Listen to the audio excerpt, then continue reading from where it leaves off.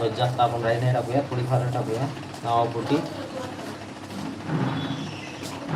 राई झाल्यानंतर मग आपल्याला टाकायचं आहे जिरं. जिरं टाकूया आपण 1 चम्मच, छोटासा चम्मच आहे आमचा, एवढा छोटा चम्मच आहे.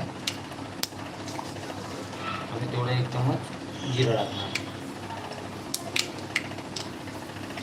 सध्या राईचे फटाकडे चालू झालेले आहेत. तर लगेच मला वाटते जिरं टाकून द्यावं आणि राईचे फटाकडे चालू होतील.